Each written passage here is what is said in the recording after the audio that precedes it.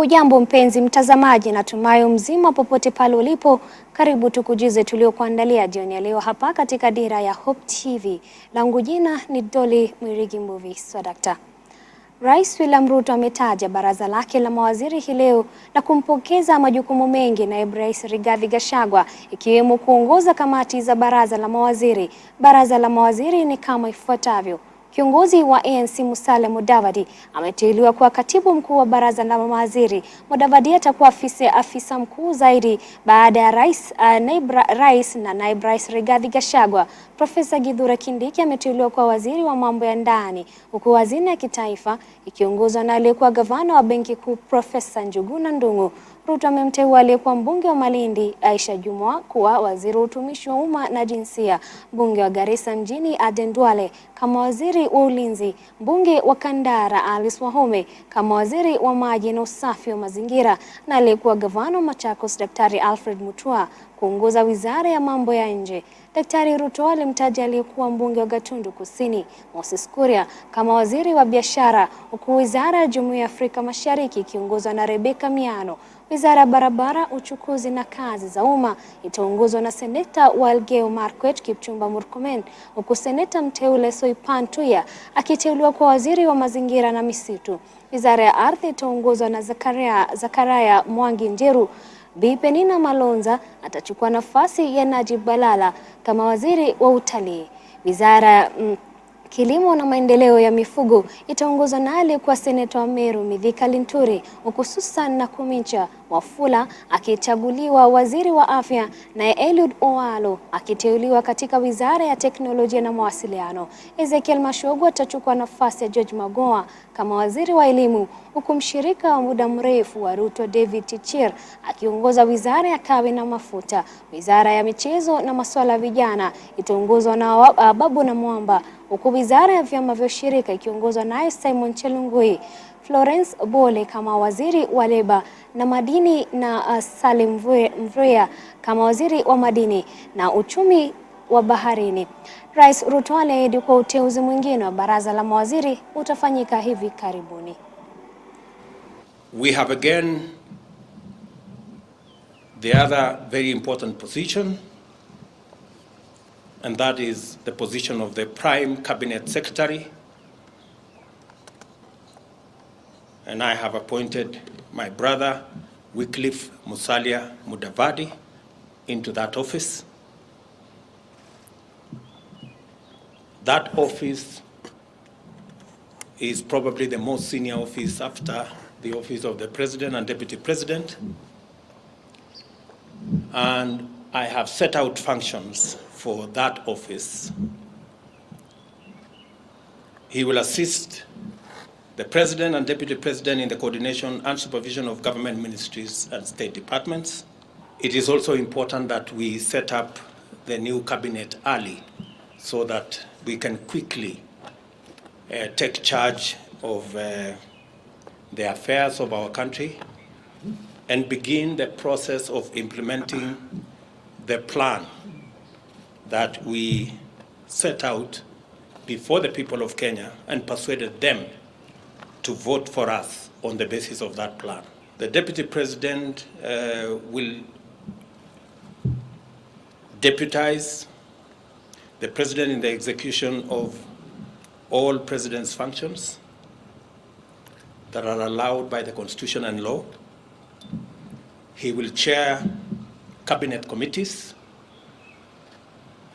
He will oversee the implementation of cabinet decisions across all ministries and departments. Number 4, he'll coordinate intergovernmental relations between the national government and the county government, including chairing the Intergovernmental Budget and Economic Council, commonly known as IBEC. He will be the liaison between the constitutional commissions and independent offices in matters that require intervention by the national government, including budgets, policy formulation, and implementation of their recommendations. And number 6, he will coordinate the planning and supervise the implementation of development partners funded programs and projects. And he will oversee public sector reforms and any other functions as I may assign him from time to time. Na mkurugenzi wa idara ya upelelezi nchini DCI George Kinoti amejiuzulu kazi. Rais William Ruto kwenye hotuba kwa taifa wakati wa kuzindua baraza lake la mawaziri ametangaza kupokea barua ya kujiuzulu kwa Kinoti na kusema kuwa tume ya polisi nchini NPSC itatangaza nafasi hiyo kuwa wazi ili kuwaruhusu Wakenya kutuma maombi ya kazi. Ruto pia alitangaza kwa inspekta mkuu wa polisi Hilary Mutyambai ameomba kuelekea katika mapumziko ya lazima kufuatia hali yake ya afya, hivyo basi kuacha wazi nafasi hiyo. Mutyambai alikuwa amesalia na muda wa miezi 6 pekee kabla kustaafu kwake. Ruto akisema atawasilisha jina jipya kwenye bunge ili kupendekeza uteuzi kama inspekta mkuu wa polisi mpya. The resignation of the Director General of CID, Mr. Kinoti, and I have transmitted the same to the National Police Service to proceed with advertising that position. And meanwhile, they should get somebody to act in the place of Mr. Kinoti. This afternoon also, I have received communication from the Inspector General of Police, Mr. Mutyambai, of his request to proceed on terminal leave because of his health situation. I have, after discussing with Mr. Mutyambai and in consideration of his service to our nation and his health situation, I have accepted that Mr. Mutyambai will proceed on terminal leave on the 6 months that he still has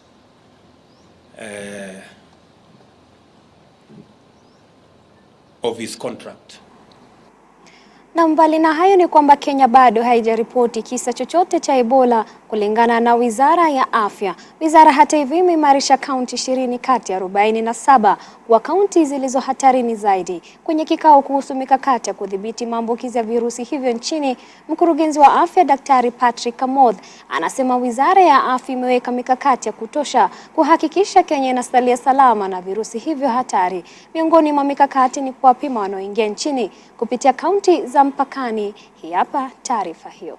Kaunti 20 nchini ziko kwenye hatari ya maambukizi ya virusi vya Ebola vilivyoathiri watu 36 nchini Uganda kufikia sasa. Kulingana na kaimu mkurugenzi mkuu wa afya Patrick Amoth, kaunti zilizo katika hatari kubwa ya kuambukizwa ni pamoja na Busia, Nakuru, Kiambu, Nairobi, Kajiado, Machakos, Makueni, Taita Taveta, Mombasa, Kwale, Kericho, Bungoma, Siaya, Migori, Homa Bay, Kisumu, Trans Nzoia, West Pokot, Turkana na Uasin Gishu. Serikali ya Kenya hata hivyo imeonya kuwa kuna hatari kubwa ya ugonjwa wa Ebola kuenea nchini Kenya kutokana na idadi kubwa ya watu wanaoingia Kenya kutoka Uganda kupitia vivuko vya Busia, Malaba pamoja na viwanja vya ndege vya Jomo Kenyatta, Kisumu, Eldoret na Mombasa. Amoth ametoa wito kwa Wakenya kuripoti wageni wote wanaingia nchini kupitia njia zisizo rasmi kwa machifu nyumba 10 na wakuu wa vijiji. Hata hivyo, serikali imesema hakuna mpango wa kusitisha safari za ndege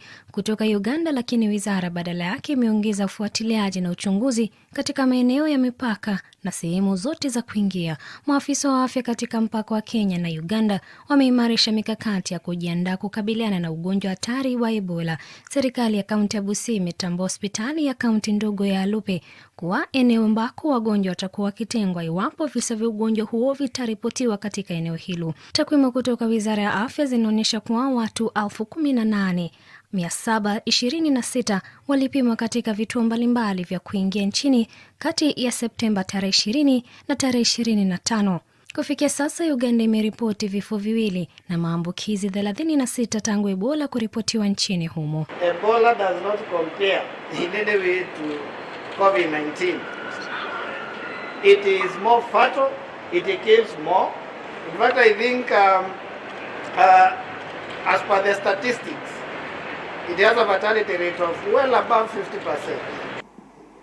Tukisonga mbele ni kwamba mwili wa wakili Paul Gisheru ambaye alikuwa akikabiliwa na mashtaka ya kuhitilafiana na mashahidi katika kesi za mahakama ya kimataifa ya uhalifu ICC unatarajiwa kufanya upasuaji ili kubaini chanzo cha kifo chake. Wakili Gisheru alipatikana Jumatatu jioni nyumbani kwake Karen, Nairobi, akiwa ameaga dunia, huku polisi na familia yake wakiamini kwamba Gisheru alizimia na kuaga dunia, huku akikosa kutoa taarifa zaidi kuhusu kifo chake. Mashirika kupigania haki za kibinadamu kimevitaka vyombo vya usalama kuchunguza chanzo cha kifo chake. Dickens Lovanda anaripoti. Jumatatu ya Septemba 26, Wakenya walishtuka kuarifiwa kifo cha wakili Paul Gisheru, mshukiwa ambaye amekuwa akiendelea na kesi katika mahakama ya kimataifa ya uhalifu wa jinai ICC. Wanted him and his 25 dependents. Gisheru amekuwa akidaiwa kuwashawishi mashahidi ambao walikuwa watoe ushahidi dhidi ya rais wa Kenya William Ruto kwenye kesi ya jinai iliyokuwa ikimkabili mwaka 2012 kabla yake kuchaguliwa naibu wa rais Uhuru Kenyatta ambaye sasa amestaafu. Gisheru mwenye umri wa miaka 52 alipatikana amefariki nyumbani kwake mtaa wa Karen jijini Nairobi Jumatatu ya saa 1 usiku, chanzo cha kifo chake kikisalia kitendawili. Hata hivyo, mwili wake umepelekwa katika hifadhi ya maiti ya Lee ukisubiri kufanywa upasuaji ili kubaini chanzo cha kifo chake. Assert the same fact based on anonymous hearsay. The combined evidentiary weight remains negligible. John Haminwa ambaye ni wakili wa familia ya mwenda zake ameomboleza kifo chake Gisheru, huku akimtaja kama rafiki wa kuaminika kwenye mkao na wanahabari nje ya boma lake Gisheru. He was under a threat to be arrested. So we continued to have a relationship where he would occasionally come to my office and we would have a meal together. And I remember very well, there's one meal he loved very much eating. It's a Luhia meal of wimbi or ugali together with chicken. We would prepare it for him. In fact, our lady here we used to prepare for him, called Salome. She's not around here. I think she's around here. And we would laugh and talk and gossip and what and so on. As a friend, I feel hurt that I've been deprived of someone whom I thought was decent, a gentleman, a fair-minded person who has died at a very early age and who has died suddenly. And the cause of death is not really known. It is still being investigated by the authorities. Haya kijiri, tume ya kitaifa ya kutetea haki za kibinadamu KHRC kwenye taarifa imeelezea sikitiko lake kufuatia kifo cha ghafla cha wakili Gisheru na kukitaka kitengo cha upelelezi DCI pamoja na idara ya polisi nchini kufanya uchunguzi wa haraka ili kubaini kiini chake. Mbali na hayo, chama cha mawakili nchini LSK kimeelezea mtindo wa vifo vya mashahidi wa ICC humu nchini na kuvitaka vitengo husika kufumbua kitendawili hicho mara moja. Kulingana na LSK, mwanawe Gisheru amelazwa katika hospitali moja jijini Nairobi akiwa katika hali mbaya kufuatia matukio ya kifo cha babake.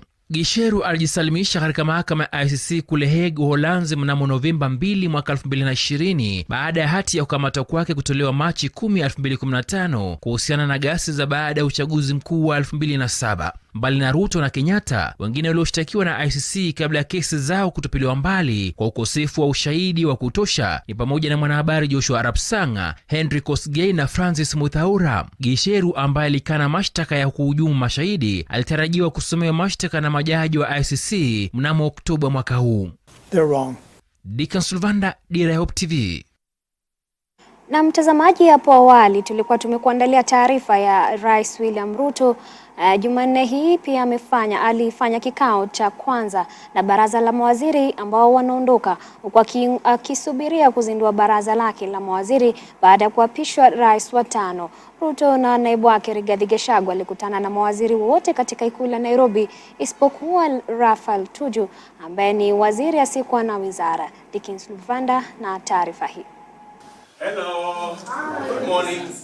Ikiwa ni majuma mawili kamili baada ya kula kiapo kama rais ili kumrithi Uhuru Kenyatta, William Ruto amefanya kikao cha kwanza kabisa na mawaziri waliohudumu na Kenyatta katika ikulu ya Nairobi. Duru za kuaminika zaashiria kuwa mkao huo wa Jumanne asubuhi ulinuia kuhakikisha kuwa Rais Ruto anapokea ripoti kamili za utendakazi kutoka kwa kila waziri na wizara, huku akijitayarisha kuondoka ofisini ili kuwapa nafasi mawaziri wapya watakaoteuliwa. Very good.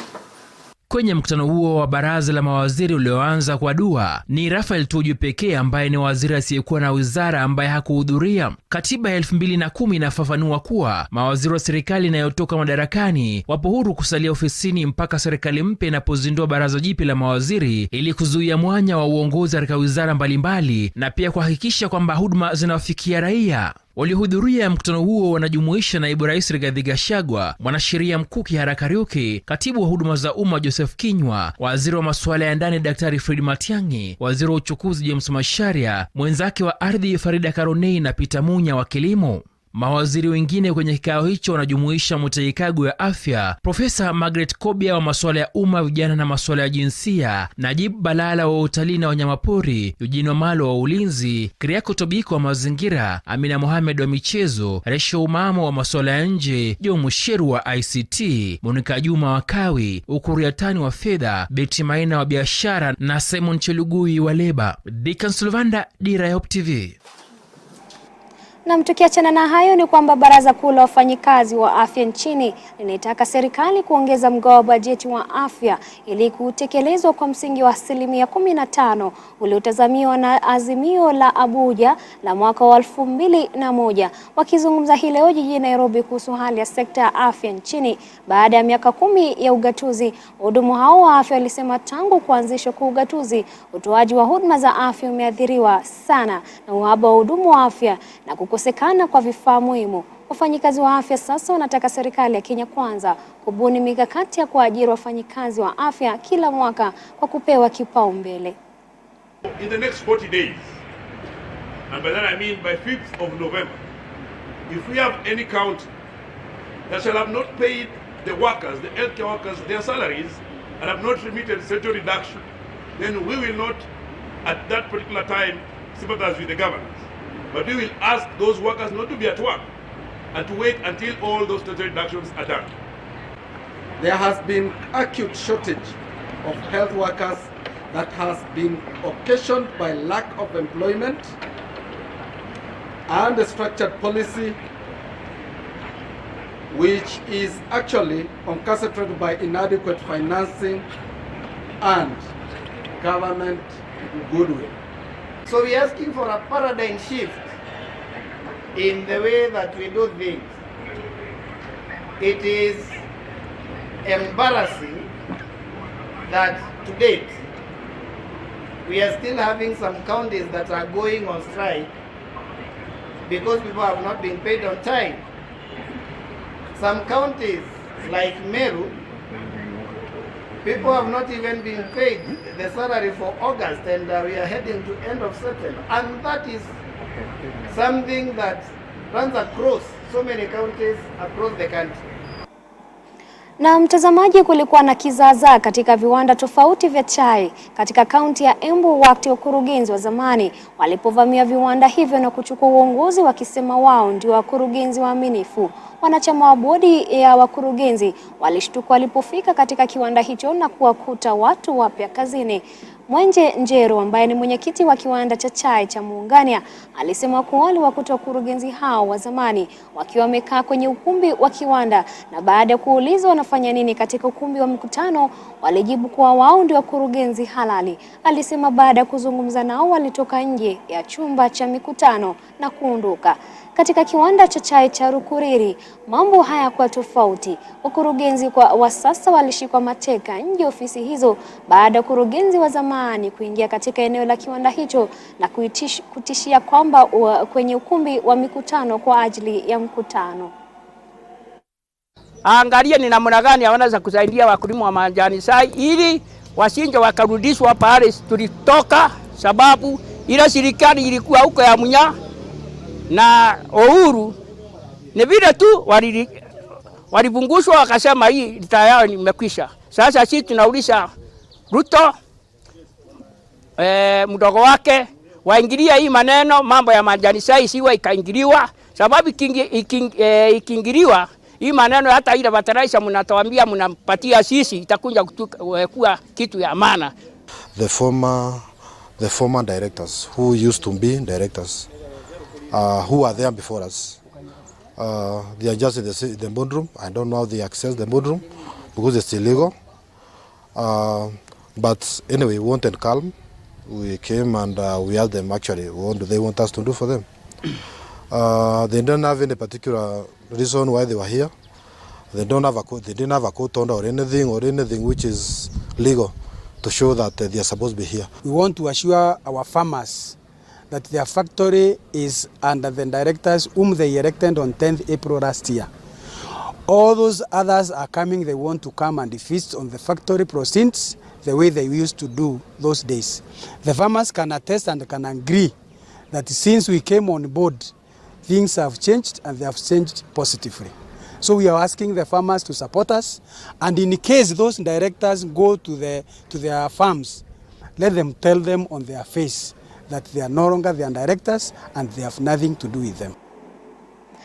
Na mtazamaji, tukijitosa uwanjani ni kwamba mshikilizi wa rekodi ya dunia ya mbio za marathon Brigid Kosgei hatashiriki katika mbio za London Marathon Jumapili hii kutokana na jeraha la mara kwa mara la misuli ya paja ambalo anasema limetatiza sana mazoezi yake na kumwacha bila kujiandaa kwa taji la 3 jijini London. Kosgei ametangaza kuwa atatafuta matibabu kabla ya kurejea uwanjani mwaka ujao, huku kujiondoa kwake kwenye mbio hizo sasa ukiwaacha Jeb Kosgei pamoja na Mary Ngugi na Joan Chelimo kuwa wakiwakilisha Kenya katika mashindano haya ya dunia ya Marathon Majors.